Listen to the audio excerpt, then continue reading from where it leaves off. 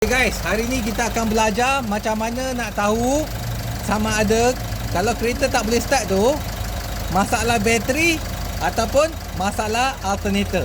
So kadang-kadang banyak orang ingat bila kereta tak boleh start tu bateri dah tak kuat. Sebenarnya dia ada satu cara kita nak test. Sama ada masalah dia berpunca daripada alternator ataupun bateri. Sebab kalau alternator fungsi dia adalah untuk charge bateri.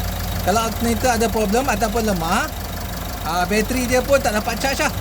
Jadi setiap kali kita start kereta, dia akan start daripada bateri. So penting kena check alternator ni ada masalah ke tak ada.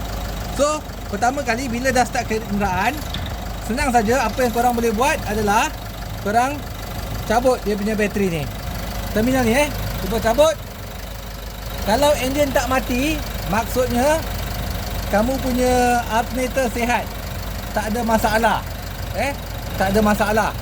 Alternator ni sihat. Dia dapat charge bateri secara normal. Okey. Kalau kamu cabut dia terus mati, confirm alternator ada masalah. Faham Itu cara yang paling senang lah. Cara yang lagi tepat, kadang-kadang alternator tu dah nak ada problem. Kalau dia dah nak ada problem, kamu kena check pakai multimeter. Nampak multimeter ni?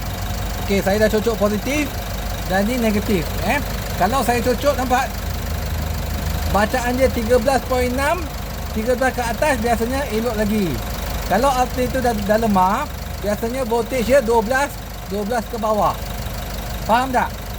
Kalau macam lori, kalau lori 24 volt, dia kena punya voltage kena lebih kurang 27, 28 ke atas. Kalau dah rendah sangat, dia tak dapat charge bateri lah. Nampak tak? Saya cek dekat, nampak? Ini dia punya terminal negatif. Kalau untuk kereta biasa, sepatutnya 13 volt ke atas lah. 13 sampai 14.5. Nampak tak? Saya bukan cek dekat bateri tau. Saya kena cek dekat ni, dekat bateri. Ini dekat alternator. Tengok voltage dia cukup tak? Biasanya voltage alternator lagi tinggi daripada bateri. Kalau tak, dia tak dapat charge bateri. So faham So harap you all dapat belajar sesuatu hari ni. Kadang-kadang korang punya bateri tak ada masalah, disebabkan alternator bermasalah. Lepas tukar bateri, lepas beberapa hari bateri kong.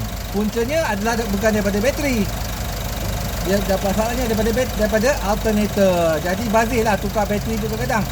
Sepatutnya bateri tu sihat lagi, tapi kamu pandai-pandai pergi tukar bateri, lepas beberapa hari tak dapat start balik. Itu puncanya daripada alternator yang lemah ataupun bermasalah. Alright harap you dapat belajar sesuatu hari ni.